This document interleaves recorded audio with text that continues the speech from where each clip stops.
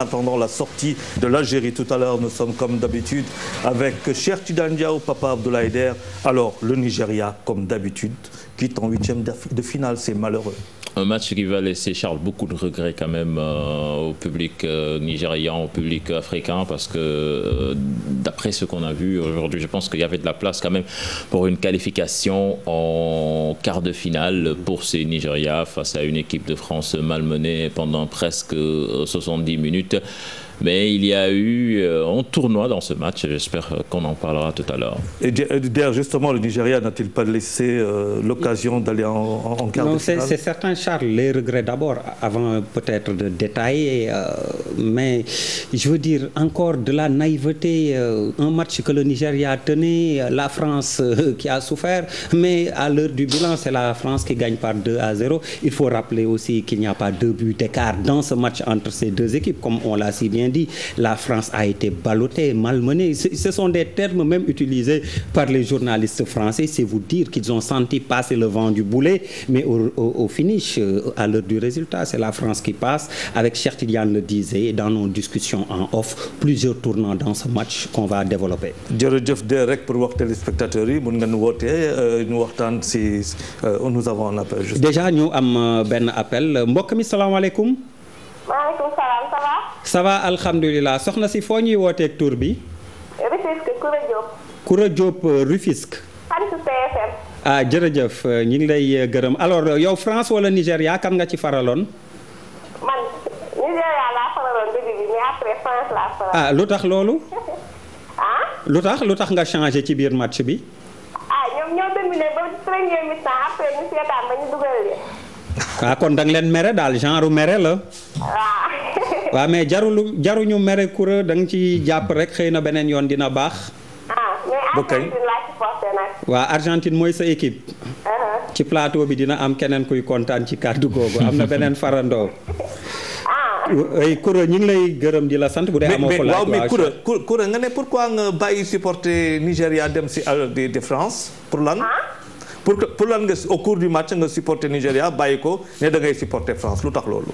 parce que début bi dama gis ne ñoom ñoo dominé woon. waaw. mais après ma gis deuxième mi-temps bi France dominé leen. waaw mais yow loo expliquer loolu loo gisee loolu. loo gisee loolu. peut-être dañoo sonnoon. peut-être dañu sonnoon.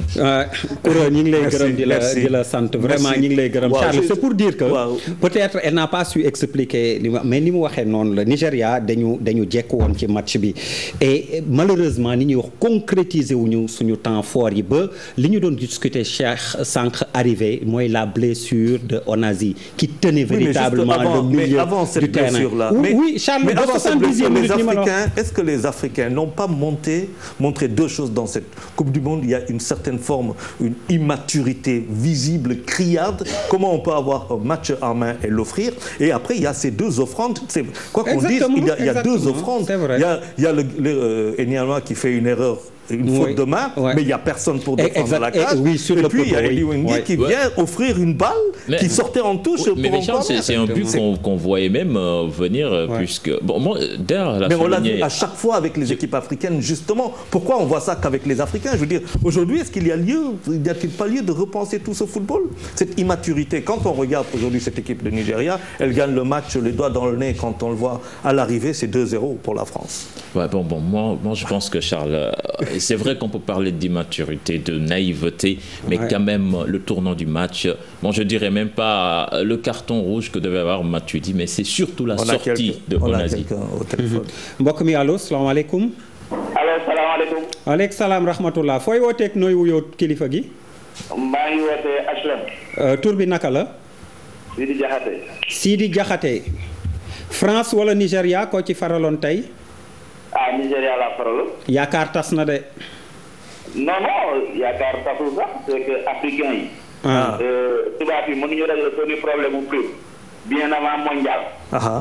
ñun ñu xaar ba ci biir coupe du monde bi biir bu gars yi war a entraîner ñu nekk di grève di def di n'importe quoi ba pare nga bëgg a ñëw 200 bi nga xamante ne moom depuis longtemps réglé na problème administratif yi. waaw loolu. indiwu ko ci compétition bi ñoom bi ñëw ci compétition bi entraînement récupéré ak football lañu doon def. waaw dëgg la mais quand même Sidi Diakhaté ci match bi ci 90 minutes yi rek bu ñu ci desee di analyser objectivement Nigéria mënoon na ci génn.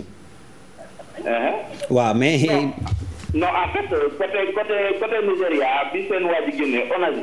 exactement loolu la ñuy wax. match bi ci la yàqu ci ñoom. waaw mais foofu loo gisee arbitrage bi foofu justement si faute bi. tamit français yi physiquement impact bi ñu def ci match bi dañu bëri faute foofu arbitre bi joxe carton rouge loolu carton rouge la faute boobu. waaw. arbitre bi mënu koo toléré noonu parce que dafa gaañ waa ji mu génn après match yi defaat na beneen faute boo xamante ne mérite na jour te bu ko joxoon day nekkaat rouge après action boobu. non arbitre bi dafa bàyyi mu jàll. c'est vrai non franchement arbitre yi moom dañuy waxante dëgg démb ak tey moom ak sax avant. tamit boo xoolee match bi mënoo jël faute bi yëpp nga rejeté ci arbitre. mais bien sûr. c'est que pays africain yi bu ñu réglé yenn détails avant ñu dem compétition bu ñu demee toujours dina am yenn problème yu mel nii. loolu moom dëgg la niveau bi amul erreur il faut gars yi assuré lu wóoru. dëgg la Sidi balaa muy dem rek ma fàttali ko ne mayo bi tey ci guddi bu ñu paree émission guddi gi la ñuy wax ki ñu ko maye buy génn bu mu fàtte bàyyi numéro am ci régie bi ak képp kuy woote D'accord. Voilà Charles, c'était pour lui donner raison mais pour expliquer dès l'entame aussi qu'on n'a pas dit que arbitre bi la ñu jël tort yëpp au contraire dañu souligner ni nga wax immaturité ak naïveté bi Nigéria wane temps forum yi géré wu ko dugal mais après aussi il y a quand même des faits yoo xam ni qui ont été défavorables il faut qu'on les souligne arbitre bi ci la bokk. J'ai posé une question. Quand on regarde ce match, il y a quand même on ceinture Patrice qui ceinture l'arbitre qui parle avec Evra. Il y a un coup de coude sous les yeux de l'arbitre qui parle. Il y a ce fameux tacle très très très sévère sur le Nigérian. Mais il y a aussi deux autres faits qui aujourd'hui me demandent est-ce que l'Europe n'est pas favorisée. Alors ce fameux penalty contre la Côte d'Ivoire, la Grèce, ça vous dit rien à la 94e minute. Et il y a ce penalty d'hier, Mexique. Alors finalement cet arbitrage-là. On prend quelqu'un au allo. mbokk mi salaamaaleykum. ça va yaa ngi en direct TFM fooy wooteeg nooyu Zapata yaa dellu seeti.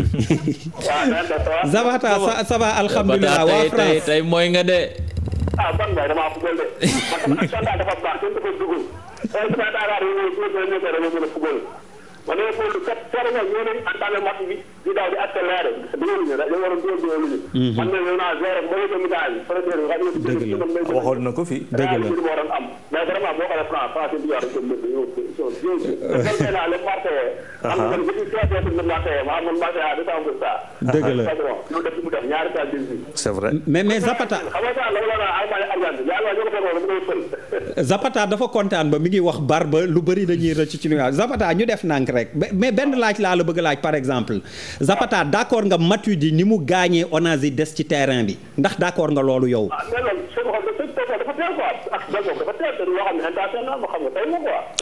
mais Zapata xam naa sooy faral di suivre championnat de France bu baax règlement bi ngeen di appliquer foofu suñu leen ko appliquer loon fii Matuidi du day génn parce que ñoom suñu la gaañee souvent arbitre bi ci feu action bi mën na la jox jaune mais su ñëwee constaté gis blessure bi dafa grave souvent joueur bi su génnee dem yow tamit da nga koy topp.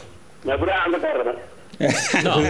non fekkoon Angleterre la après dañ lay rouge ba pare. yokkal la ci juróomi match. Zapata jërëjëf nga dëgg supporter te supporter da ngay supporter sa équipe da ngay relativiser. allo Zapata ñi ngi lay dégg ba léegi yaa ngi ci ligne bi. waaw benn Marseille mu ngi ma Marseille laa bëgg dafa Marseille laa 200%. ok. waaw yow dinañ la toppatool mayo Marseille boo. non wuyu ma man maa la ko dikk après coupe du monde bi naa la jox mayo Marseille jërëjëf. jërëjëf Zapata alors maa doon rek ne bu ñu xoolee bu baax bu ñu xoolee est-ce que équipe européenne yi jàppaluñu leen au final boo xoolee bu baax Côte d'Ivoire Grèce penalty boobu après le départ de l'Angleterre le départ de l'Espagne le départ de l'Italie et ainsi de suite est-ce que quand on regarde ba tey bu ñu xoolee match bi penalty bu ñu jox Grèce du penalty bu ñu jox Demba Tam en tout cas tout le monde le dit Pays-Bas bu ñu xoolee bu baax ak tey bu ñu xoolee action yi dans un carton rouge qui n'est pas donné un penalty qui n'est pas sifflé il y a même une faute de main bon c'est toujours l'interprétation au fond cet arbitrage là il paraît suspicieux. Bon suspicieux Charles bon bon je ne sais pas peut-être peut-être dëkk yu mag yi souvent peut-être psychologiquement ñu ngi xaw a jouer ci arbitrage bi parce que soo seetloo Alexis Sanchez moom loolu la comprendre woon ba avant match Brésil kii bi moom dafa teel a dugg arbitre bi 2 jours du match affaire bi andi coow bu rëy ba der sax mi ngi may wax ne keroog bi ñuy seetaan match bi der mi ngi may wax ni Sanchez réussir na kuwam parce que arbitrage bi instant bi dafa xaw a sax jéng côté Chili effectivement allo mbokk mi salaamaaleykum ñu ngi fi sant fooy wooteek nooy wuyoo sëñ bi Cheikh Mbacke Sarr maa ngi woote Dakar Cheikh Mbacke Sarr Dakar ñu ngi lay gërëm di la sant tey kan nga faraloon ci match bi waaw man naturellement africain la donc maa ngi faral Nigéria ci match bi. mais noo gisee noo ko dundee. de manière globale li may wax mooy Afrique dafay pêché ci organisation. waaw. ñaari mbir mooy tax nga réussir mission mooy nga am état d'esprit. oui am technique bi li ngay def. oui. ñaar yooyu yëpp technique bi am nañu ko. waaw. boo xoolee africains yi ils ont les meilleurs joueurs. ils ont les joueurs aussi qui se valent ak joueurs européens yi. oui. mais ci état d'esprit bi nga xam ne ni organisation ak wala communication yëpp la englobé. foofu la ñuy amee problème. on s'organise pas. te loolu ci jikko africain la boo xoolee. waaw. xoolal suñu état yi xoolal ci football bi xoolal tamit fu la neex. mais suñu yëpp boo ko xoolee on a un problème d'état d'esprit africain typique à l'Afrique maa ngi fàttaliku Roger Mendy. il a été nommé le meilleur défenseur du siècle de l'AS Monaco. dañ ko doon dëkkale ak Baresi à l'époque. am na ku ma wax ne Roger Mendy. li ko wutalee ak Baresi mooy il peut pas se concentrer pendant tout le temps pendant 90 minutes.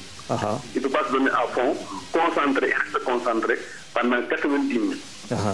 il faut se concentrer peut-être pendant 80 ou 85 minutes. ce que Baresi lui peut faire. kooku loolu la soulevé woon mooy différence entre Roger Mendy ak Baresi à l'époque. loolu moo am ci pays africains yi ils ont du mal à s'organiser et à se concentrer pendant 90 minutes dans un match de football. c'est vrai. loolu naqari dund la parce que dafa mel ne dafa ànd ak nature ak organisé wu ak concentré wu si benn tâche. pendant tout le temps duñ ko war a def loolu dafa jafe ci africain.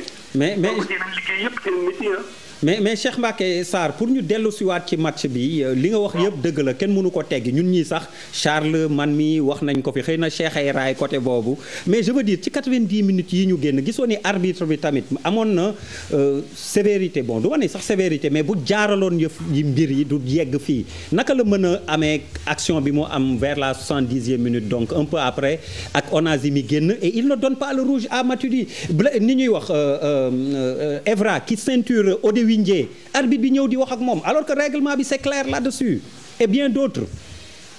non c'est vrai que l'Africain yi toujours quand même dañ leen di léser. merci cher. Africain yi généralement dañ leen sacrifier tamit. effectivement ci tournoi ci faire mondial bi. ça on peut pas le nier. ouais merci. Il y a bien une victoire. ouais merci. Le Nigeria avec valeur de la France.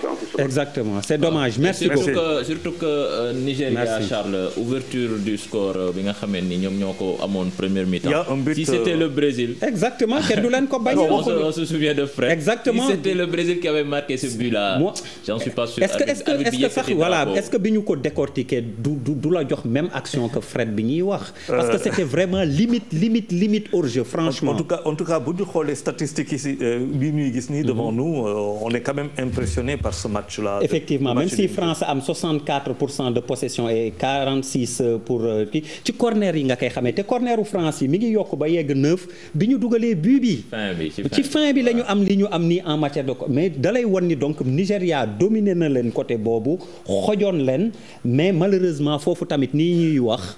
benn corner sur les 12 obtenus 9 corners plutôt obtenus par le Nigeria benn exploité wuñ ko très mal joué franchement. alors am nañ benn téléspectateur boo xam ne Cheikh Mbacké Sarr wax na fi loo xamante ne peut-être que il est grand temps que africains yi xoolaat lool je vous donne juste des chiffres.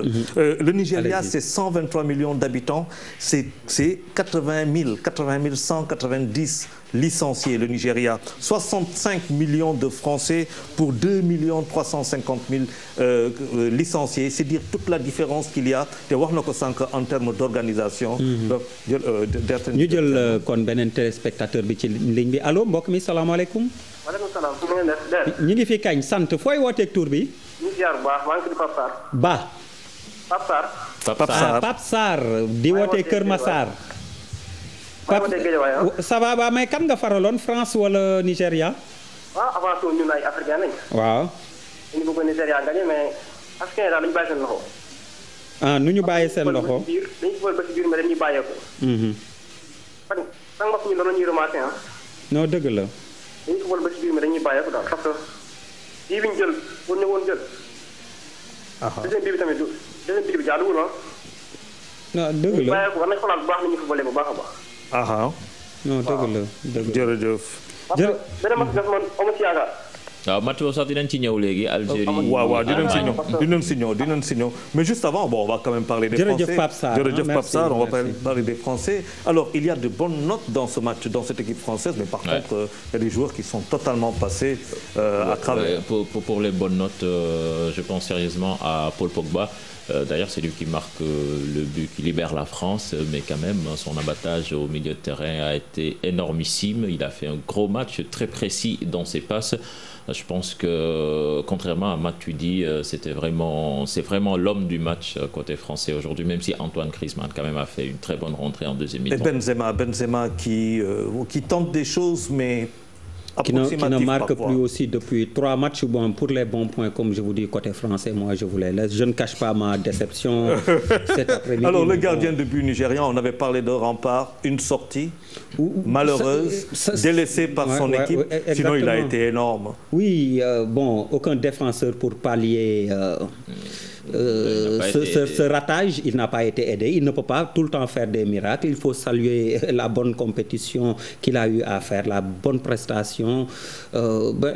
Comme on disait, ce sont des détails à ce niveau de la compétition qui font la différence. Et ce détail, on l'a vu sur le but de Pogba, il y avait personne pour défendre les bois dans les buts pour défendre. Le Nigeria qui fait mieux que les autres équipes éliminées dès le premier tour, mais qui rentre à la maison en définitive après cette défaite.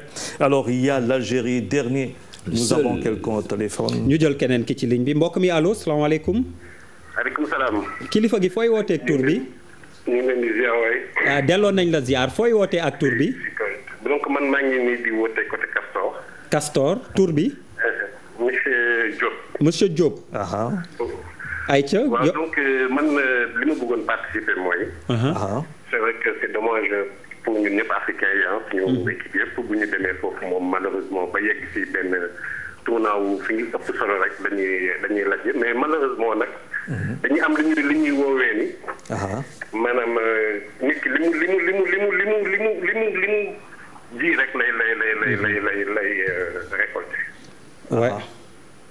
ça veut dire quoi moo gën a bon ay équipe yu comme ay Cameroun ay Nigéria fii en Afrique. à chaque fois bu ñu bëggee am benn sori bu ñuy sori si benn mbir rek il faut que ñoom tamit ñu sudoyer arbitre yi wala xaw ma daal nu muy demee donc li ñu bëgg daal mooy ñu xoolaat suñu football bi. xoolaat lépp. waaw bàyyi di kas ay waxu arbitrage ak ay yooyu c'est vrai que tey France xaw nañ ko jàppale gis nañu loolu waaye nag dafa lu nekk ci biir lu nga xamante ni mooy que Afrique lu mu war a liggéey du ci ay arbitrage ak ay yooyu dafa am benn liggéey ëpp importance bu ñu war a def ci wàllu football. bu nga xamante ni. mu ngi war a commencer ci base bi man loolu laa gis. ci suñu wàllu éthique équipe yi. waaw mais mais monsieur Diop Diop. oui Diop mais wax bu ngay wax ni ça fait 54 ans ñu ngi koy wax de ça fait des décennies qu'on dit la même chose et que les choses se passent exactement de la même manière. Alors bon qu'est-ce qu'il faut d'autre quoi ça veut dire aujourd'hui faut-il une révolution les mentalités qui changent qu'est-ce qu'il faut faire.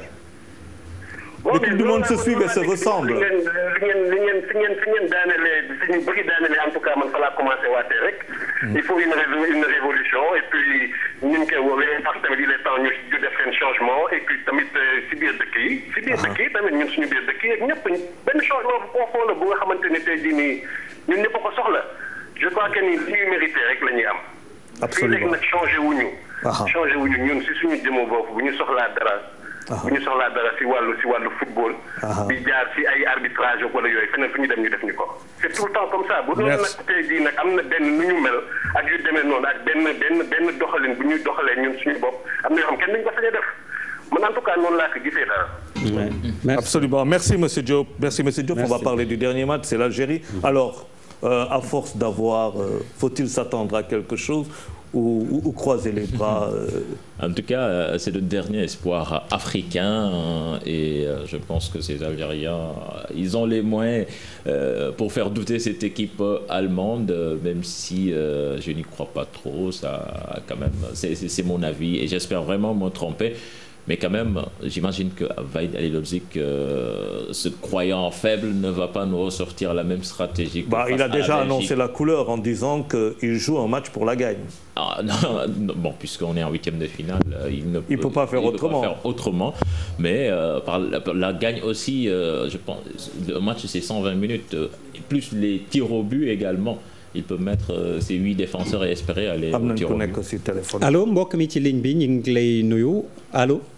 allo oui. kilifa gi fooy wootee ak nooy wuyoo. waaw maa leen di ziar. delloo nañ la ziar fooy wootee ak tur bi. maa leen woowee Touba.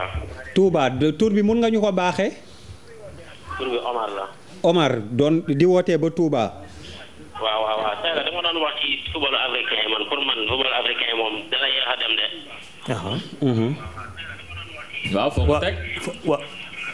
waaw wàññil sa télé. waaw télé bi mun nañ ko wàññi ñu déggante ci téléphone bi mooy gën a yomb allo Oumar allo dafa mel ni dem na Charles. déggante bee neexul. alors finalement cette Algérie aujourd'hui contre l'Allemagne. Bon franchement. Je sens que c'est la déception exactement. Totale. Non seulement il y a ça, je ne le cache pas, hein, il y a la déception de la défaite du Nigeria, mais bon, cela ne pousse pas justement à l'optimisme. L'Algérie qui va faire face à l'Allemagne et l'Allemagne qui aura retenu la leçon de 1982. Donc qui ne va pas du tout prendre de haut cette équipe d'Algérie. Et si l'Allemagne joue véritablement son jeu, et en plus, ça risque de faire mal côté Algérie. Ce qui me rend plus pessimiste, c'est que les Algériens, durant cette compétition, quand même, des fois, nous ont habitués à des actions Père Noël. Ils ont l'habitude d'offrir. Et je pense et ces Allemands-là, ils n'attendent que ça. Mais justement, les Algériens sont extrêmement froids, les offrandes, ça. Mais ils ne peuvent pas s'inspirer. On est en période de Ramadan, c'est normal, les offrandes. Mais justement, c'est de là que je voulais en venir. Justement, est-ce que avec ce Ramadan qui a commencé pour les Algériens, notamment depuis hier, est-ce que ça peut ne pas jouer sur la balance dans un match contre un adversaire aussi redoutable que l'Allemagne? Parce que c'est le deuxième jour de Ramadan pour les Algériens. Oui. Bon, moi je ne pense pas trop, surtout que bon. Dans un climat brésilien hostile, déjà hostile. Est-ce que les joueurs ont observé? Exactement, il y avait cette question qui se posait. Est-ce qu'il fallait observer le Ramadan alors que même du côté allemand cela s'est posé avec des joueurs qui sont des joueurs Ozil, des joueurs voilà, confession musulmane, voilà, qui sont de confession musulmane. Mais bon, le rapport n'est pas pareil. Exactement, quand on regarde c'est vrai, c'est un ou deux joueurs, cela concerne deux joueurs peut-être de l'autre côté. Mais bon, ça dépendra. Vous ne voyez pas l'Algérie se sublimer, peut-être que prenant justement conscience, information de tout ce qui est arrivé depuis le début de ce mondial, pour se dire nous pouvons ne pas faire les mêmes fautes que les autres. Franchement, je suis pessimiste. Alors, il n'y a absolument rien à faire pour croire que cette Algérie aujourd'hui n'a pas les moyens de gagner, c'est cela? C'est d'un pessimisme affligeant. Sur un match, tout peut se passer, Charles, mais quand même, comme je dis, le rapport de force ne plaît pas en faveur des Algériens. Abdelader est pessimiste, moi je le suis, et il y en a d'autres qui le sont. Je pense que c'est sur ce pessimisme-là que les Algériens doivent se baser, doivent travailler quand même pour se sublimer en se disant qu'il n'y a rien à perdre. Tout le monde pense qu'on va perdre ce match. Il y a quand même Slimani, il a montré de belles choses. Oui, mais comme l'a souligné Cheikh, derrière c'est parfois Père Noël. Et puis bon, devant des attaquants comme Müller, si on peut prendre un dernier appel. ñu jël kenn ku mujj kon ci ligne bi balaa ñuy tàggoo allo mbokk mi salaamaaleykum. maaleykum salaam. fooy wootee ak tur bi. Sagata Gueye. Sagata Gueye laay woote. Sagata. waaw. waa tur bi naka la sëñ bi. Saliou Gueye. Saliou ñu ngi lay nuyu di la ziar. ñu ngi delloo ziar bu wér. ay ci ban match ngay wax. allo. waa Nigéria France nga déglu téléphone bi rek. bàyyi télé bi Nigéria France bi yow la ñuy déglu. allo. waaw dafay déglu ci télé ma tax mu am retard. waaw allo. allo waaw match bi. waaw da nga wax ci téléphone bi bàyyi télé bi. mën naa wax ne dañoo contre africain yi quoi. dañoo contre africain yi waaw lu tax. na nga wax ci téléphone bi wàññi sa télé parce que sinon la discussion est difficile. dañoo contre africain man loolu laa gis quoi. nga foo ko teg.